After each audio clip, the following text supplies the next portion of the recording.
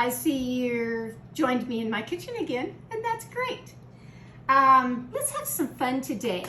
I'm going to make what's called a strawberry pound cake, but this is a special cake. And it requires a couple of little steps, but they're not hard to do at all. They really aren't. First thing that you will need is, yes, strawberries. A pint of strawberries. Now a pint is 2 cups of strawberries.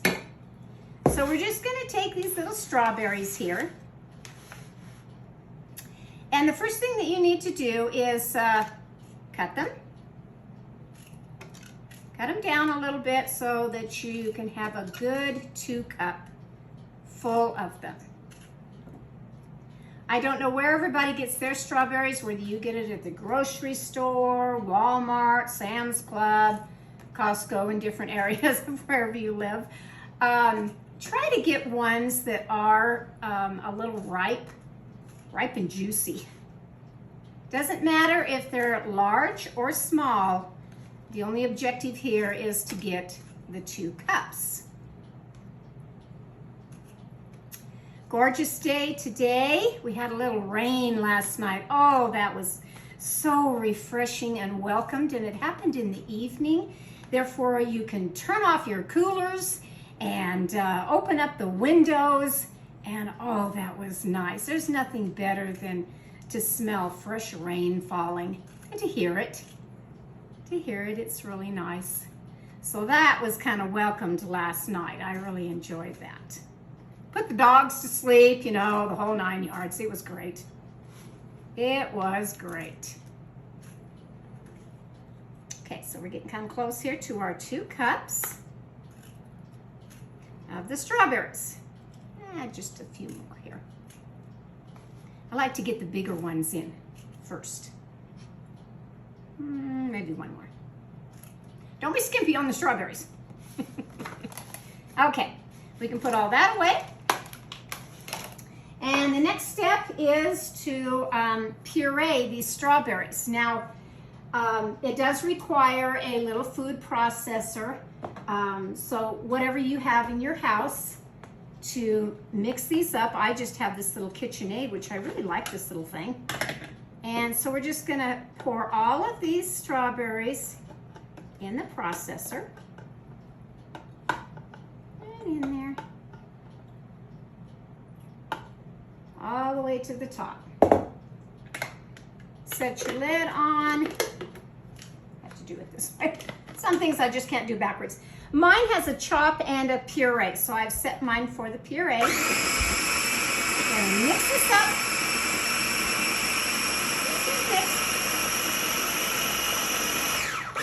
Only takes a few minutes. Now, wasn't that fast? Okay.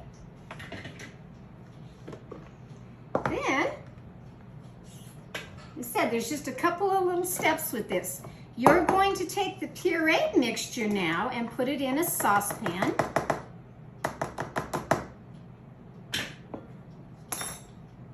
Of which you're going to cook on your stove in the saucepan for a good 15 to 20 minutes.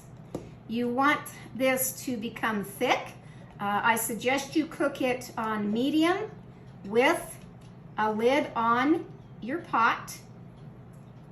All nice and pureed. That looks really nice in there. So that's going to cook 15 to 20 minutes on your stove. But because by the wonderful fastness of videos, I've already done mine ahead of time. After you have cooked it for 15 to 20 minutes, then you want to either set it on your counter and let it cool down. Mine, I did that, plus I also put it in the refrigerator. So now my puree mixture is all cooled down. So that's great. That's step 1 in making this wonderful little pound cake. Step 2 is now we need to get the, like all cake mixes that you have to use butter and sugar, is that we want to take 1 cup, it calls for, of butter, and that's 2 of these sticks. So we will put those in my mixer, which I haven't used in a few days, a couple of weeks in fact. So I'm going to put that in.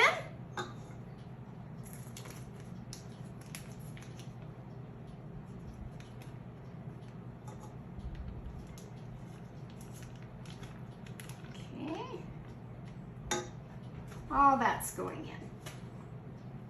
And then it calls for 5 eggs, 5 large eggs at room temperature. So I have my eggs right here. Okay, we're going to turn on Big Red now. I've named my mixer like you do on naming cars or vehicles. Well, this is my Big Red. Okay, so we're going to turn the mixer on so that the butter starts mixing. And then one at a time, we're going to add these eggs. One at a time.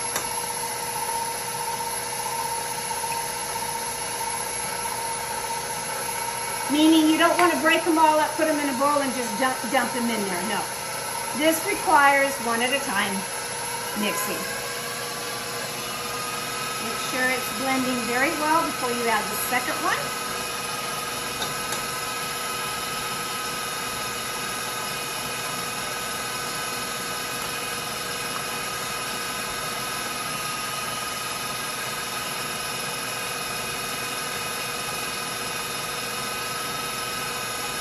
And the third. I wish I had a separate camera that I could just let you see down into the bowl, but it looks like all mixtures do of butter and the eggs.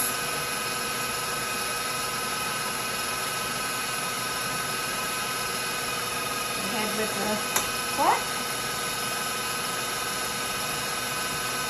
And you're going to need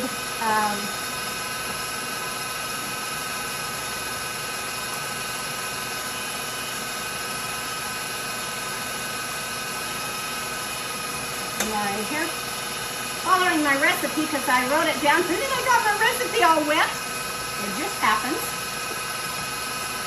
So I will have to kind of wing it on what it looks like here. I'm going to stop my video for just a minute while this beats for about 4 minutes. I'll be right back. I'm back, and now I'm going to add the sugar part to this mixture, and that requires 3 cups of just regular sugar. Now I will pour that in. You can turn your mixer down just a little bit. Make sure you get all that nice sugar in there.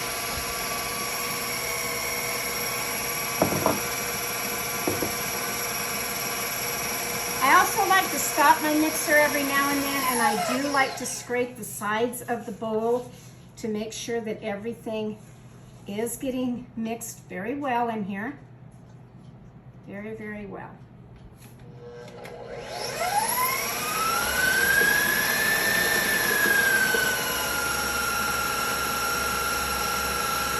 You're going to beat that just for a little bit. You're going to take all-purpose flour. You're going to need 3 cups of all-purpose flour, but it needs to be sifted. So I'm going to start sifting mine now while this is mixing.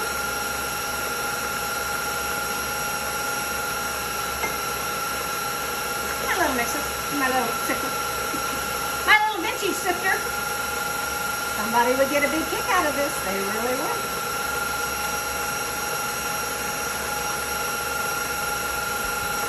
I had to go and clean out my camper the other day, and I brought in some of my vintage items that somebody said, well, show me what you have as far as what you collect vintage-wise. Okay, in a minute I will. In a minute. So this is 3 cups of nice sifted flour.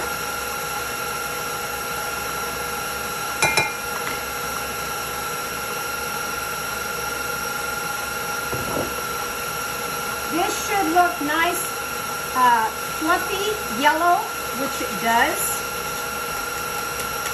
Beautiful. fawn color. It really is.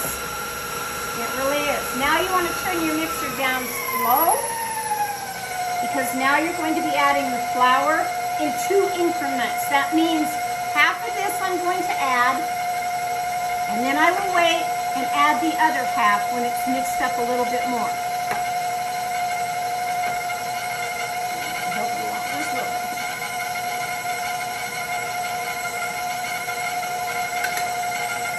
About half.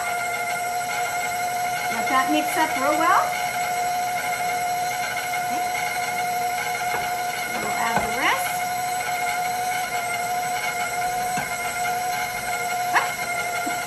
That's kind of why you have to go slow. It's all right. We'll get it all in there. Apologize about that. Sometimes it goes where you want, and then sometimes it doesn't.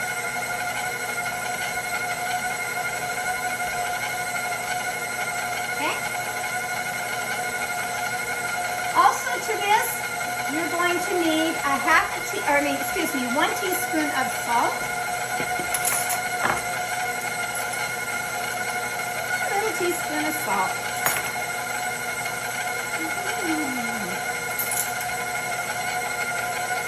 Add that in there. And 1/2 teaspoon of baking soda.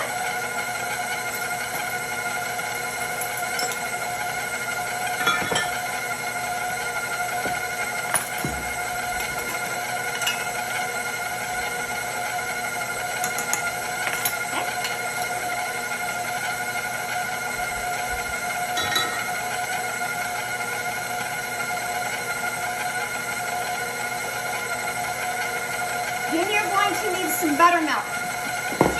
Shake the buttermilk up. Any brand of buttermilk.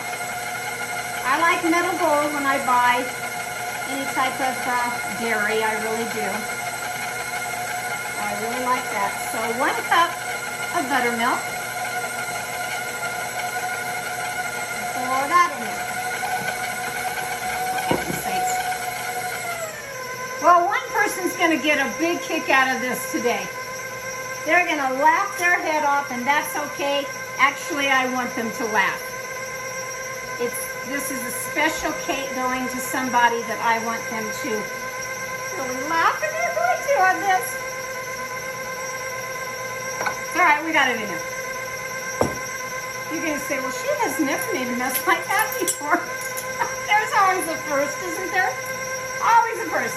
Okay, now we're going to need some flavoring, so I did get back my Madagascar vanilla extract, and we need 1 teaspoon of that.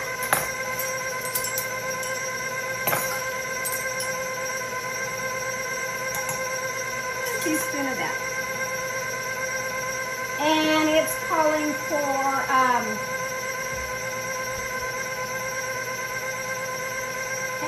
now it's calling for a puree. So now we're going to go ahead and stop the mixer after it's been all over my counter. That's okay. It's really okay. Don't sweat the small stuff. I've always said that. Don't sweat the small stuff. It's your kitchen. If something happens in it, it doesn't matter. It's not the end of the world. You just have to laugh about it. Which I did.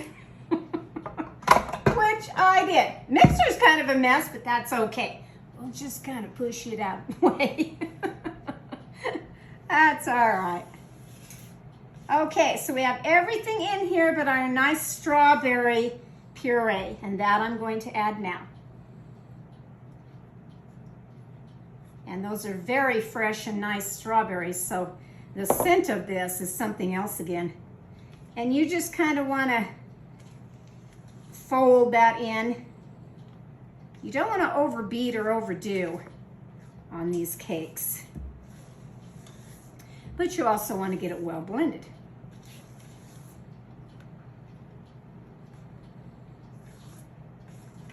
Okay.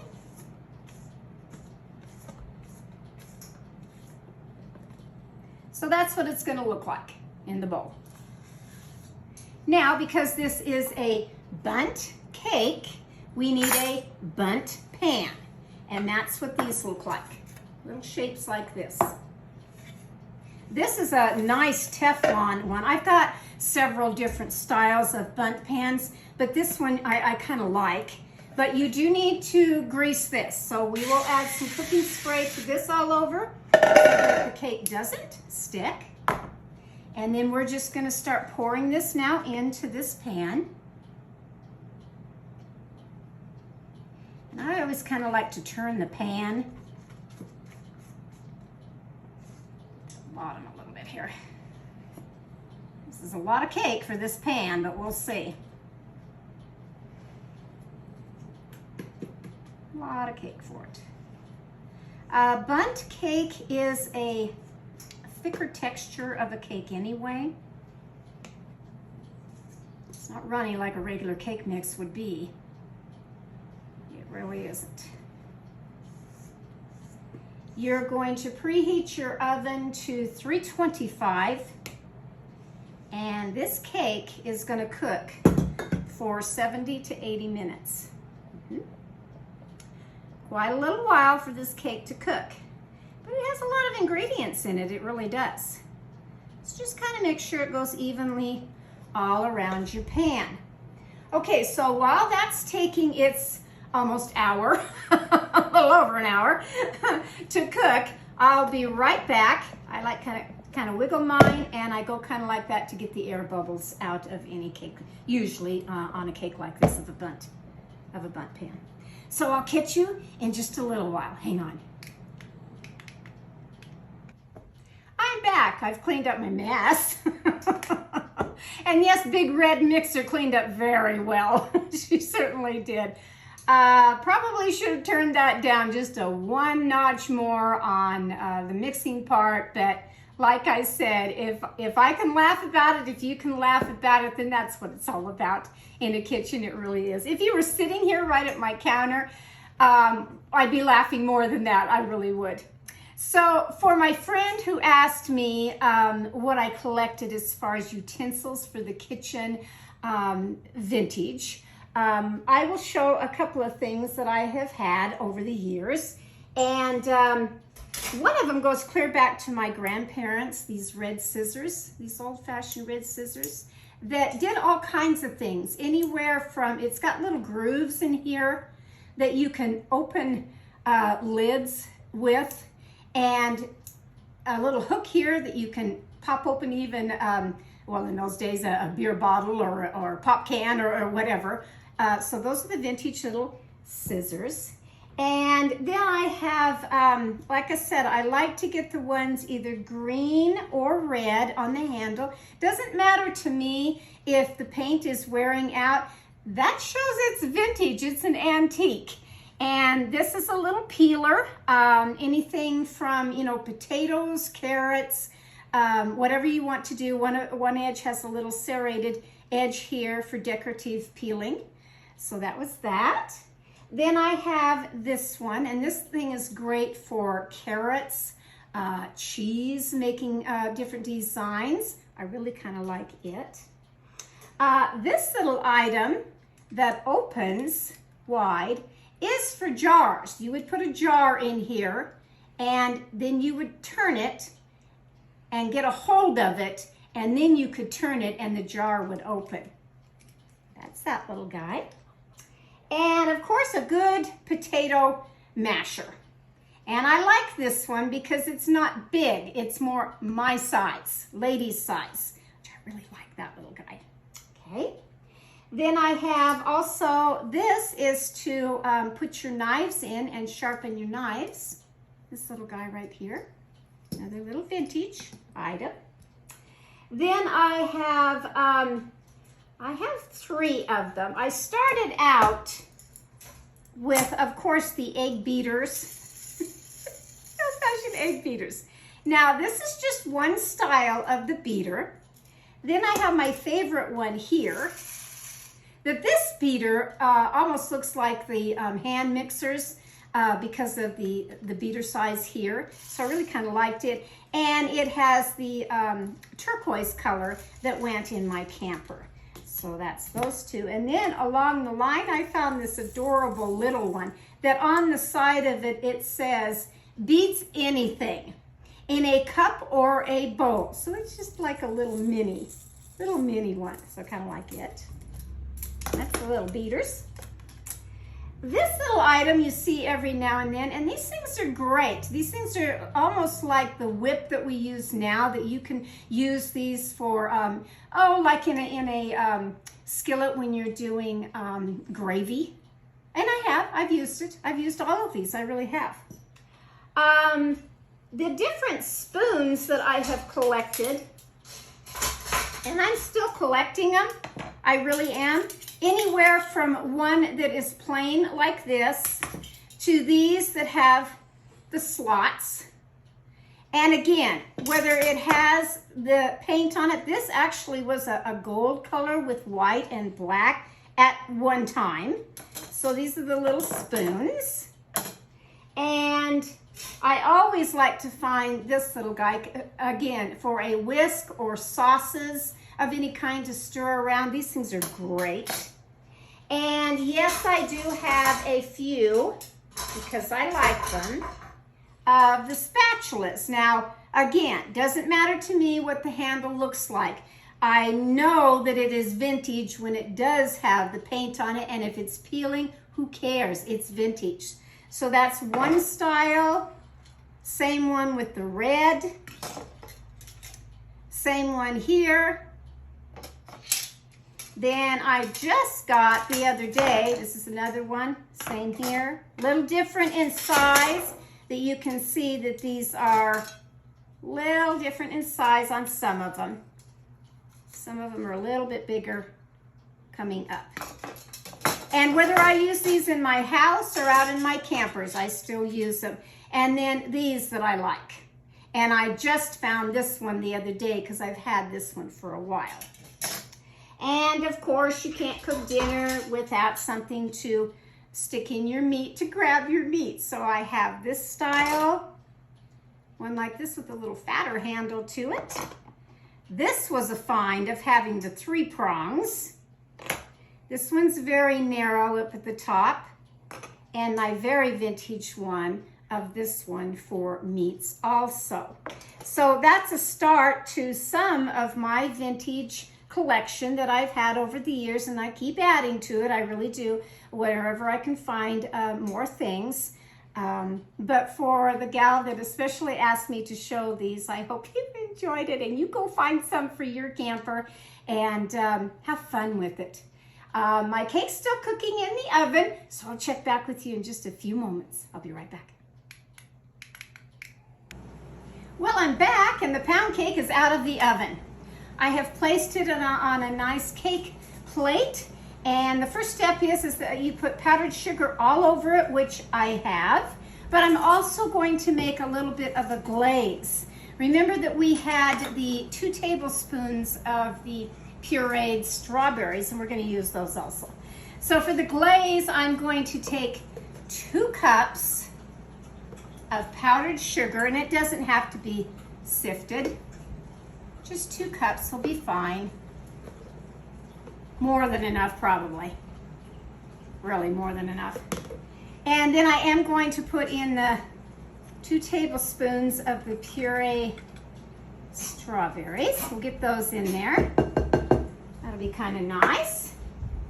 And then it calls for a teaspoon, my glaze does, calls for a teaspoon of the vanilla, which we're going to still stay with that Madagascar vanilla. And then it wants 1 teaspoon of just lemon juice and whatever you have available. I usually buy these bottles of the lemon juice. Stick that in there. So. And then I will add just a little bit of milk to get it going. Not a whole lot, but just a little bit. Like I said, this recipe, you kind of can just kind of eyeball what you're mixing as far as the glaze part of your icing. I'll add just a little bit more, not a whole lot. You can add some red food coloring, but I think these pureed strawberries are kind of nice in here. I really do. It's looking pretty good right there, it really is. So now I'm going to take the glaze part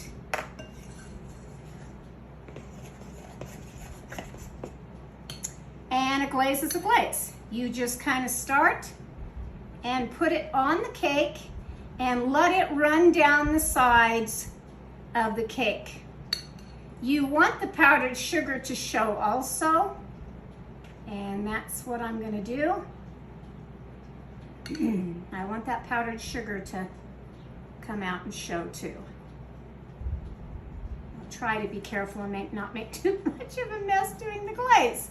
Seems today is my messy day. I have one every now and then. I think everybody does. You could start out in my bathroom curling my hair and I drop the curling iron 1,000 times. It's just a day that sometimes things don't go exactly how you have planned. So what? Who cares? It all comes out in the wash, as my mother used to say. It all comes out in the wash. Only she would say wash instead of wash, which cracked me up all the time. And that's the pretty little glaze. We'll get some more right here in the middle because we want it all covered up. We really do. Now, clean up that little boo-boo. That'd be good. Because this is a special cake today. I can't be with her, she can't be with me, but today is my older sister's birthday. So this cake I have baked for you, Mary, and I want to wish you a happy birthday. So I'm gonna try to get through this. I'm singing happy birthday to you, happy birthday to you, happy birthday dear Sister Mary, happy birthday to you, and many more on Channel 4, and Scooby-Doo on Channel 2, and Sexy Chicks on Channel 6. And that's all I remember of that little one that I used to sing to my kids. Well, actually, they kind of made it up every birthday, and we always thought it was kind of cute. So I'm hoping you're having a very good day. Today, I know that my sister's husband's going to take her out for a very nice dinner at a nice place, and so that's always nice. And this part, the only thing I kind of forgot on it, which I'll grab real quick, because again, we're always forgetting things. We really are. Is to maybe add a strawberry or two on top. You don't have to, but it kind of makes it festive. And I did forget your candle. There's your candle. So see, I have an off day every now and then. Today is my off day. And I don't know that it'll do it because of my ceiling fan. It was quite a warm day today to be baking a cake, but I did it. I really did. Now, doesn't seem to want to do on the matches. There we go, there we go, there we go. Happy birthday to you. That is a quick wish. I hope it's a good one for you, sis. I really do. We'll catch you next time from my kitchen to yours. Well, maybe I won't make such a mess. And we'll see what else I have that I'm going to make special for anyone. But today is my strawberry pound cake for my sister. So have a great afternoon. Bye-bye. Catch you later.